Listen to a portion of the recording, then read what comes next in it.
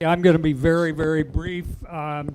This is a piece that I started turning when I was a pretty new turner back in 17, and I haven't learned a whole lot, but that's the kind of teacher Tim is. The only reason I brought this piece is the beautiful walnut inlay that I made for a little accent piece, because this dumbass went right through the bottom of the piece of wood. So then he glued another piece on the bottom, and just is what it is. And then not long ago I was looking at this, and I didn't have the good sense to look at the grain in the walnut and realize it's cross grain to the grain of the, I think it's cherry. Nah, I don't know what it is. But anyway, I could have lined the grain up, but it's more attractive this way. This is the one I'm proud of. I was making a shallow dish, and I did the same thing. I went right through the bottom. And so I really ended up with a better project. This is one piece of walnut, and the rough that you're seeing is actually the bark of the walnut. And so I turned that little piece to plug the hole, and it turned out better than my original piece. This one I just goofed up about a month ago. I'm not going to do a critique on it, but I was turning it with a recess, with my chuck expanded. And what did I do? When I got down right at the bottom, I was thinking I had a tenon. So when I got to the bottom, I got a surprise that I didn't have a tenon, I had a recess. Dale, come on. So I don't know if you can see this, I've taken some jute twine that you would use for baling or something, and this is my prototype. Eventually it will be just cast in clear resin in there, so it'll be a decorative piece. I may color it, I may not, but so when you get a piece that maybe you would think you'd throw away or put it on the burn pile or give it to somebody for Christmas, by rethink it, and a lot of times you can recreate something and still isn't working any, but you can recover. The moral of this story is he didn't learn from his first mistake. And, how many have I done? Well, I know 4. I didn't know. I forgot about. Oh, I've several more. Yeah, I'm known as the bottom basher. We've got another guy in the open turning that's called the bull chucker. The bull chucker. He flies off the lathe all the time. While we're getting ready for this, I had a lidded box I was working on, and I had the outside finished and everything. It flew off the lathe. It was about that thick and about this tall, and it flew off the lathe, hit the mat, bounced on the cement, and rolled. It didn't break. But the problem was I was using short, stubby rubber knobs on my whatchamacallit, and I got a tiny catch with the littlest round carbide, and it was just enough to pull it out of there. Well, what I didn't realize was the tiny lip of the box was fitting against the coal jaws, but I didn't realize that. So now my little rubber bumpers are only holding the bowl or the box about that much, and that little catch just jerked it right out of there. So Teresa loaned me some deeper, much deeper, and I couldn't have pulled it out, but I just didn't think it through. I was in a hurry to get to the next step instead of stepping back and taking a look and making sure that I had a clue.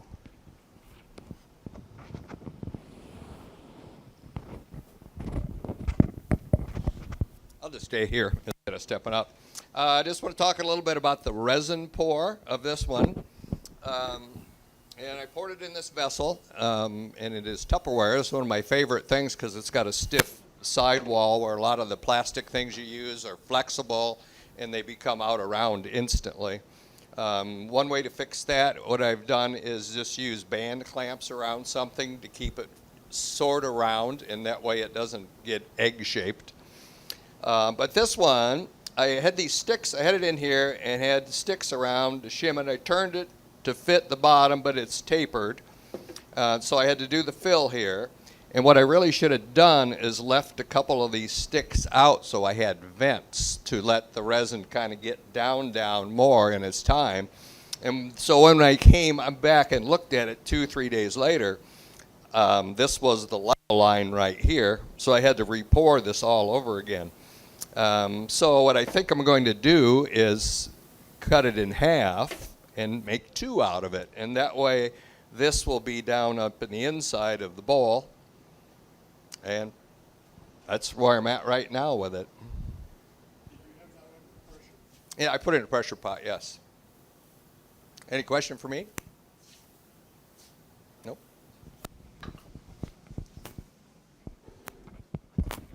Okay, this is a segmented piece that I did, and I took a hint from Dale about how to glue the bottom in. I took a 1/8" piece of plywood and glued veneer on both sides. The issue I ran into is once I got it glued up, I didn't realize there was some squeeze out on the bottom.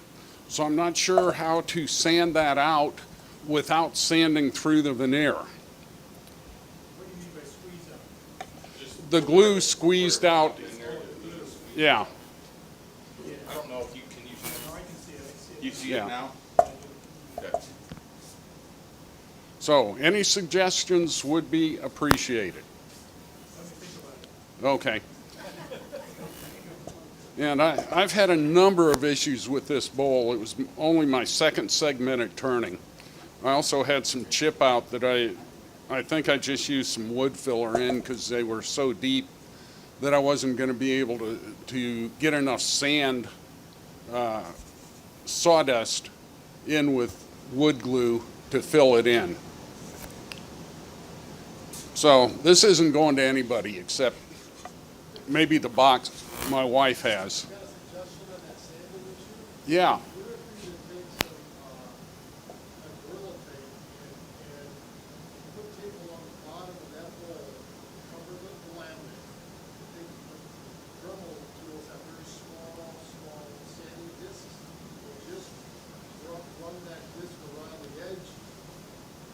Okay, yeah. Okay, but the glue is on this laminate. Yeah. I'll show you what he's talking about. You take a real, if you went a little too deep into the clothes and fly. Take a heavy round disc, but put it in the bottom, and make sure the glue is all exposed, and paint that band. Just that area where the glue's at. Okay. All right, I'll try that. Okay, this is another segmented turning I've been working on. And the problem with this was when I got down to the bottom tier down here, I got it too thin. So I decided I'd mix up some epoxy and pour in the bottom. Now it doesn't make any difference what tool I use, I keep getting catches. And I thought about just leaving it as a design element, but then I got an even bigger catch. Try Alex when he's here, or Tyler, because Tyler's fixed a Okay. couple bottoms Okay. of mine where I was having the same problem. Okay. And then just say you did it. Don't say they fixed it. Negative rake scraper? Okay. Okay, this last piece, being one of the open turners, I took a lesson from Eldon on how to turn the bottom out of the bowl.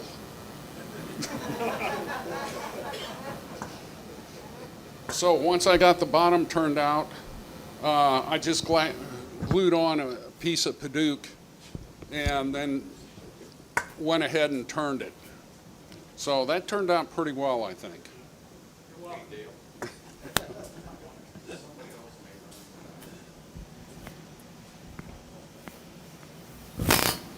Dale, real quick, Yeah. on your piece that you had with the bottom, where you keep getting catches, Yeah.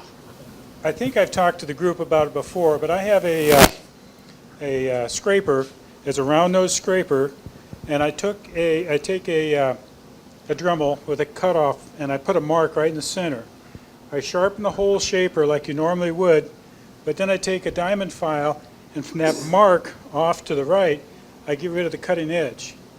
So it's like running the bevel, like we always talk about running the bevel, except I'm doing it horizontally. So then what you can do is you go in and you cut it, or you put the tool up to the bottom, and you rock it around, and you're actually rubbing the bottom with that rounded, where we took the edge off, and you just slide it across, and you can peel that right off of there. See what I'm saying? Yeah. And it won't catch, because you're rubbing the bottom. And it's really a slick way to do bottoms. And the reason I had to start doing that is because, for the same reason you're talking about with the veneer on the bottom, you don't dare touch that with the tool, with the scraper, whatever, or you're going to be through the veneer. Yeah. So I can actually, with this scraper, go in and make contact, actually rub the plywood, and then rock it horizontally until I come up to where that little mark is I ground in there. That's where it's sharp. And then I can just come right across and peel right off. Really works slick.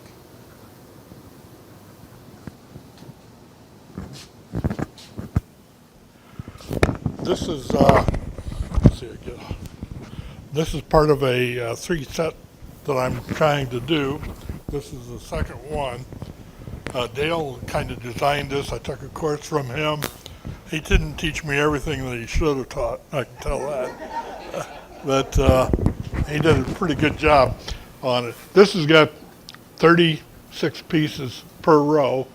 And for those of you that say you haven't got time to do a segmented bowl or something like that, once you get your jig set up, I've got a Seg-Easy system, and I'll sit down.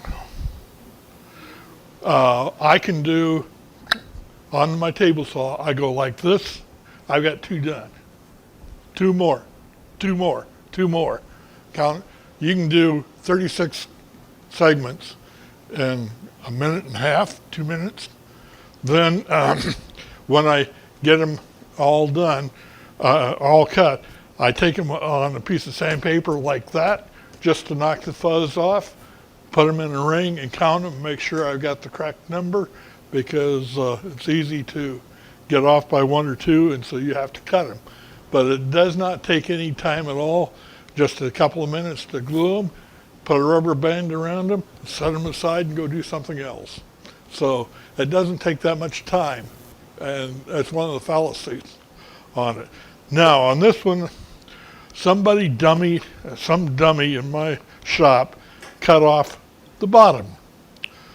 And this is the floating ring right here on it.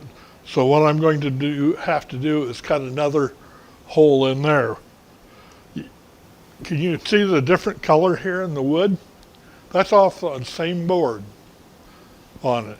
I had a board about like that, and this is all splotchy. So what I was thinking about doing is going in and putting a texture and painting it, so just to give a different thing like that. The main problem I'm having right now is I start gluing these up from the bottom and make a nice curve on the inside. Then I get to the top 1 or 2, and if you feel in here, there's a real ridge.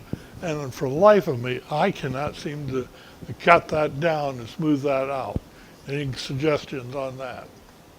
Now, this is just you. The YouTube things that I've watched on them, as people glue the rings, they might put 5 or 6 rings, and then do the inside, glue 5 or 6 more, do the inside to match, do 5 or 6 more. I know that where you're reaching in there is kind of the concave part, but I think if you did that before you started coming back, it might work. I don't know. Otherwise, the only thing I could say is using one of those gooseneck. That's right where that Right there is where I got my problem Right.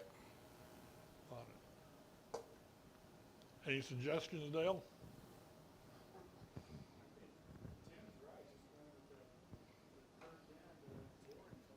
Okay. I've got a gooseneck tool and it just didn't seem to be wanting to cut it. I don't know why. But that's my problem. So what I'm thinking about doing now, I can check this up like this, come in here and square up this bottom, and I'll probably cut it off right about like this. Then, if that's holding pretty steady, I might go in there and try cutting it from the bottom up. I don't know. It's gonna be a small hole to go through with a tool. Well, that'll be a pretty big Make hole. it shorter, cut it up Yeah. first. It's a bigger hole. But what I'm trying to do is, this is a beautiful design that Dale gave us, and it was just a design thing. What I started off with a 16 over there, got that done. Now this is 36 holes, segments per ring, and the next one I want to make a 48, just to see what they look like on it. So that's what I'm doing.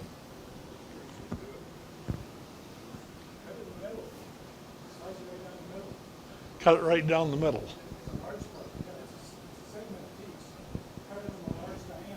Okay.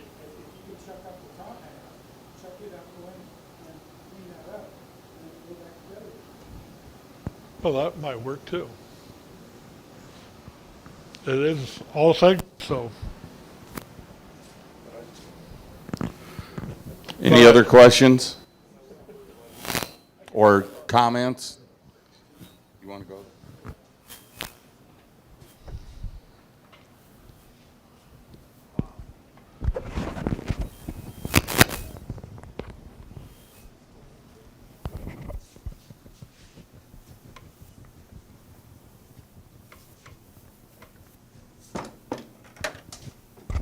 I brought a bucket of tips and tricks from used in the last few years in wood turning.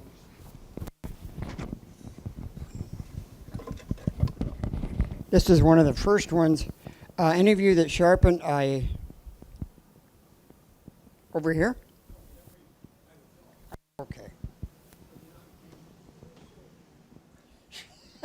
Is that better? Okay. Any of you tools that you sharpen with a platform, I made this little gauge and I stole it from somebody else on the internet.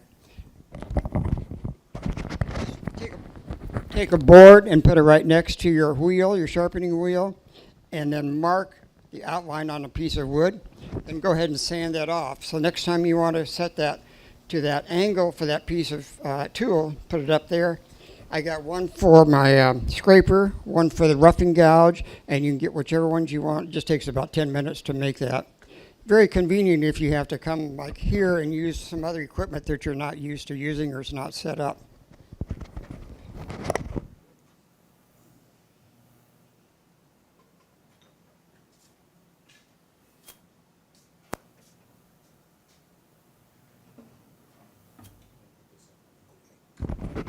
I know this is a wood turning club, but I imagine some of you may have a some other tools, and I use this all the time on my jointer, and you'll notice it has a couple of little tabs that are on the bottom here, and you can lay it on top of your piece, slide it right down your jointer. You don't have your fingers in the way or anything, and these will come down automatically. And this fits up against the side, the fence of your jointer.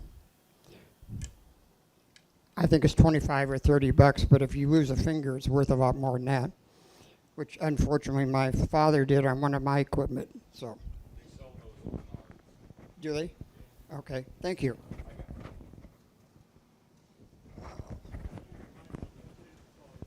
Yes, it works really good on a table saw too.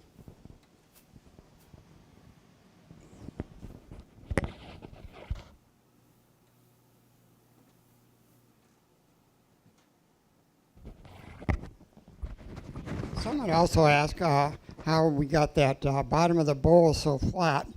And I stole this from Richard Raffin. It's just a little chunk of wood. And on the inside of the bowl, after you get it pretty close to where you want it, just put this down and you'll be able to tell if there's any variation, if the higher, in the middle, or lower, anything like that. And you can use a bigger piece if you have a bigger bowl, a smaller piece if you use a smaller bowl. And it'll tell you exactly where you're at, what you need to change. Since I mentioned that name, Richard Raffin, I'm sure a lot of you have heard of him before. He has a lot of very good teaching videos on YouTube. He explains in detail everything that he does, and he makes mistakes. And he leaves them on the video, and he tells you what happened, why it happened, and he tells you how to correct it too. So he's realistic.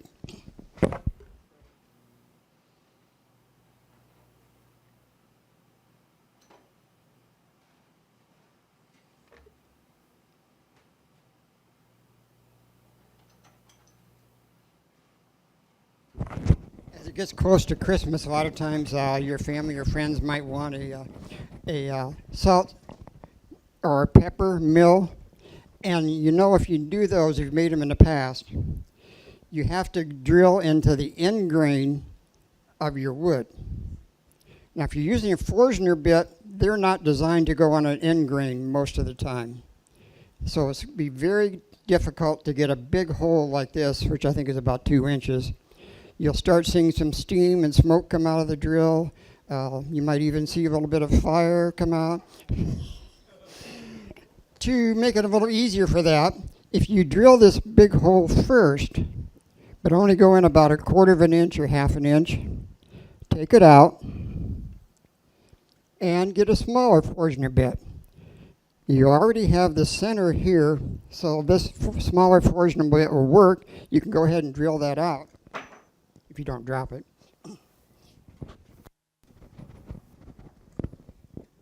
Then once you get it drilled out with a smaller Forstner bit, you can come back with a big one.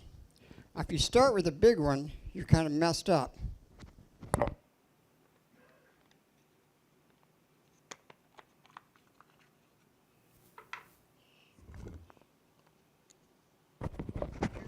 You can see if you've already started with the big one, then you already have a place for that bit to go. You already have the sides for that. You won't have any center point, which a Forstner bit likes to have, but you'll still have all the side, so it'll make it easier to go ahead and drill that accurately.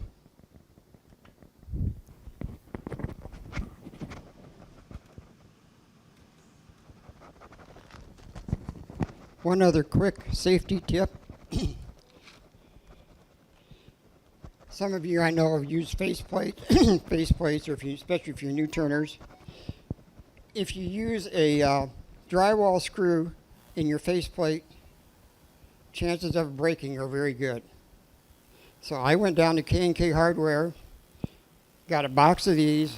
It has the size of steel screws. They're not brass, but they're steel and much, much stronger than drywall screws. And I found the other thing, when I buy screws, a lot of times I just buy by the box, and then I already know what's on there, and I can just stick this up on my shelf.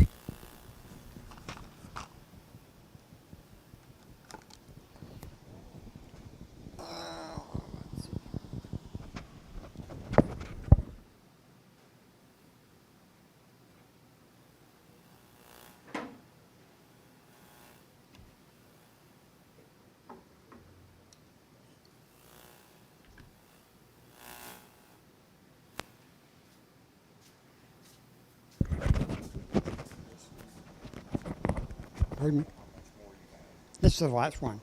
Yep. A lot of you have probably seen the conventional jaws on the trucks that we have in the back here, but there's a couple of other kinds that I've found that are very helpful. These are called shark jaws. I think that's the name of it. They are very useful if you're getting something that's very small. You can put a pen blank in here, other things, but they work very good. They also will go farther into the blank of wood. This is called a set of step jaws, and both of these are Vicmark chucks, and if you buy one set of jaws and one chuck, then buy both chucks with the same brand. Then you can interchange them. This has several different steps in it, so you can get different size of tenons on it. So if you have a big bowl and you want a big tenon, you can use that. Or a smaller bowl, you can use that too without worrying about changing the chucks. The other thing that I learned from Richard Raffin, the second time you chuck up your bowl, try to make the tenon almost exactly the size of this when it's closed. And he explained that because then you'll get very small, very few marks on that tenon. And you can take a little piece of plastic or something like that, and you won't have to go back and turn that again because it won't leave any marks on the tenon. Questions about that? This one? Shark jaws. I think that's what they're called. Is that right, Teresa? Pin jaws, okay.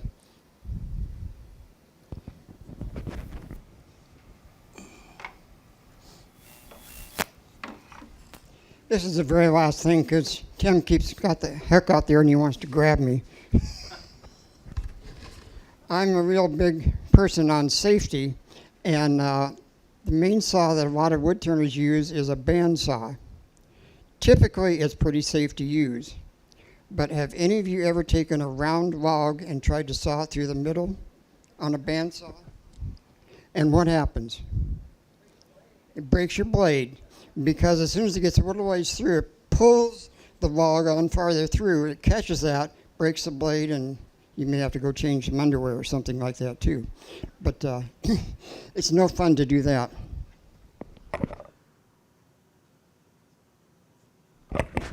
This is a sled that I made. It's just a couple pieces of board. Fits in the miter gauge of your bandsaw. And I lay the log right across this way, and I have a little screw here in the top, so if I can screw the piece of wood in here so I know that it won't roll.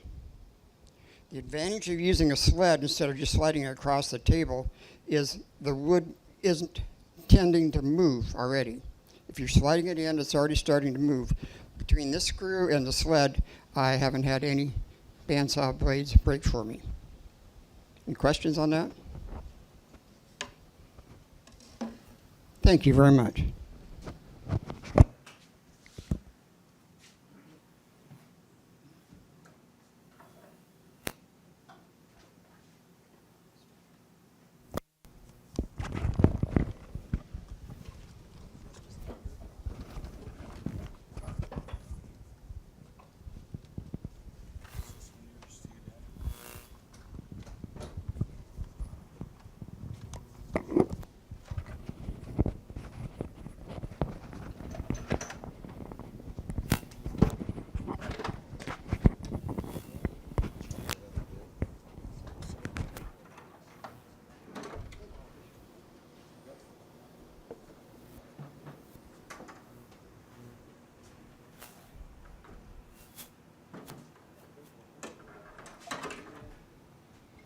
This will be our last I person. feel like there's can you hear me? Okay. I feel like there's a lot of segmented turners out here, so there might be some very basic things that I'll go through tonight or whatever. These are a couple of bowls that I've made, one of which is the traditional segmented bowl. The other one is called an open segment turning. To answer your question, one of the things that I do is when I glue up my bowl, I glue it up in two halves and put it together on your lathe or whatever between centers. The pressure holds it together so that you can turn your outside. Then when you get finished with the outside, you can take off the one bowl, one side of it. You can go ahead and clean out the inside or turn it so that you can get the right thickness. Take this one off, put the other one on, do the same thing, glue them back together, and might take a little bit of turning right at the end to get the two so that joint goes away, but it does help get away from having to go too deep, and one way of doing it. So, just a thought. Used for the live center with the faceplate you have on the faceplate you have that'll hook up to Live Center. What do you use? Okay, I have on my Live Center, there's a little adapter that goes on to the Live Center and screws onto this so that both faceplates have screws basically that go around and go from there. So, I think we might have one in here, Dale. Okay. I think we might have something. okay. So one of the things that, again, a lot of you already know about is when you glue up the rings, once you get the rings down, a lot of times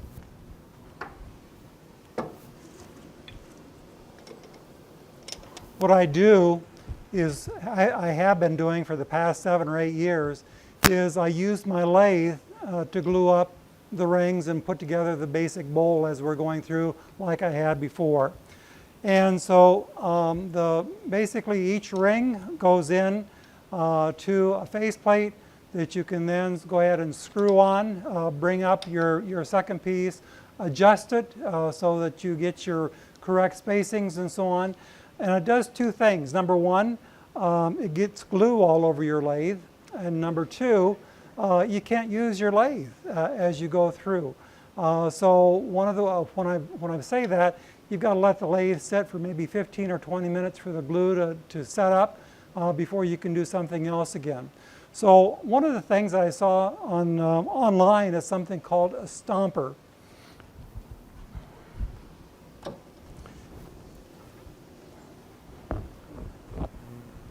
See if I can get this here.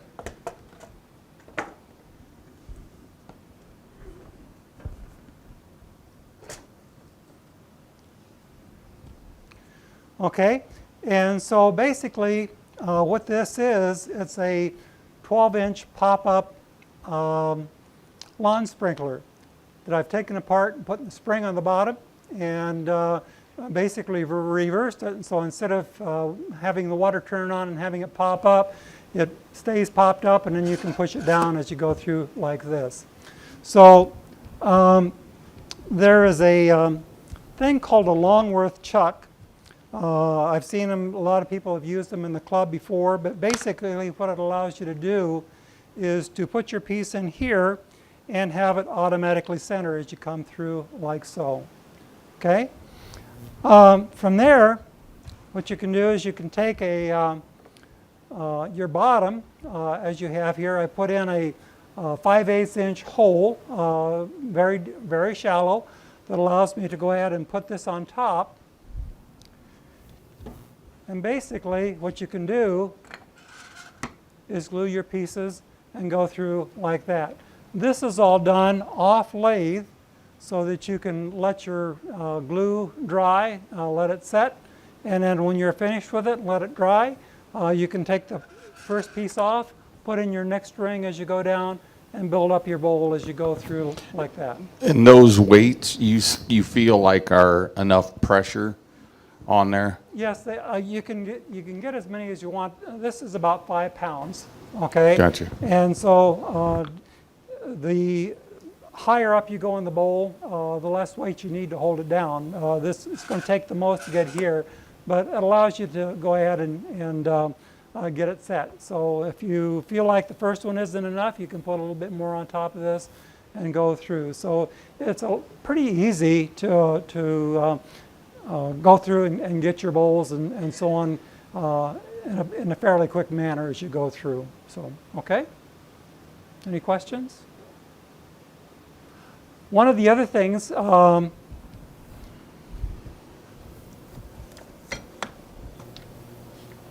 I've had a problem with is when I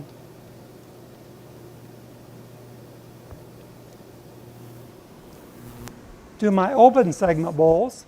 There is a thing called a Seg-Easy plate. I don't know if you've seen those or heard of them or whatever.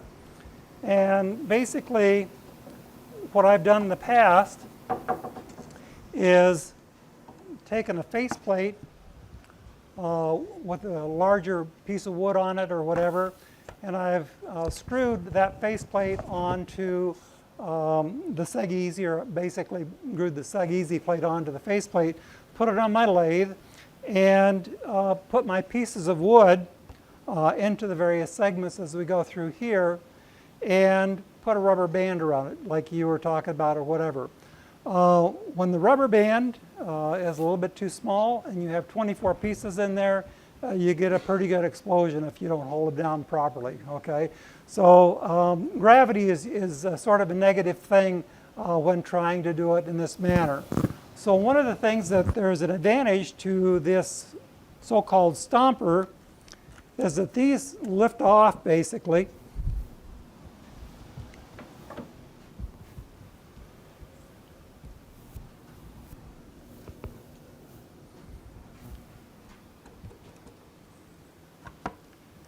And gives you the same capabilities. You don't even really need the rubber band as you go through there. And so what you can do with that is take your same bottom, or take a bottom as you go through here, and put your weight on it and glue it up in the same manner that we had before. So just a little bit different way, a little bit quicker. Gives your capabilities of using your lathe a little bit more as these are drying, and you can go from there. So.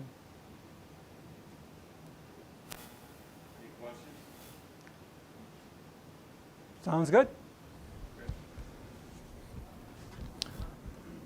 I guess one of the other things that Dale had mentioned too is that you had mentioned using a 16 segment in your rings. Typically, I've used 12 and the 24, and what that gives you is the capabilities of doing a little bit more finer work on the feature rings as you go through that as well. But the 12 and 24 line up nicely in your joints, just like your 16 and probably 32 or whatever you would go in that respect. But you were suggesting about the two-half ring, like, you know, that whole length. Okay. And Tom Logan is one of my gurus. He's got the record. He's got a bowl that's got 46,000 pieces in the bowl, something like that. That's a record. I think that's when Eldon gave up. He's got, he does not, thinks nothing of 300 segments per ring. Unreal. Very nice. So, Dale. I use 6, 12, and 24. Okay. So that way you can interchange between the segments in the same grids, one strip of lines. Exactly. So I've got a demonstration coming up in September on feature rings, and one of the things I find is if you have a 12 segment ring, the feature ring, sometimes it makes it nicer to have smaller pieces. So if you go to a 24 segment ring, you can get some nice looks in that respect as well. So I agree 100% on that. So got it, exactly. Exactly. I've also seen 18 and 36 type things, so depends upon what you like working with. I do like the 12 segment ring as well. So, okay. We do have one more person. I was wrong.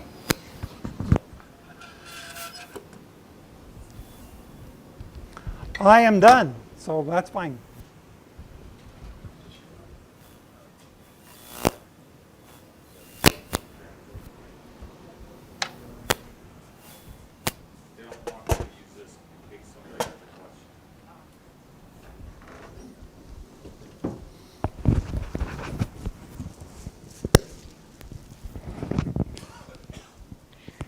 I'm the one who did the dandelions, so, but there's some hazards to it.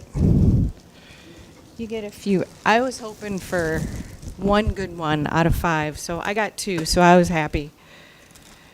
So what you do with these is you pick them and then you cut the stem short enough for a toothpick to go up in there, and then you you put the toothpick in some clay or styrofoam or something like that, and then spray them with a clear coat or some heavy duty hairspray or something like that. So this one, you can see, let me see. You can see the bottom of it.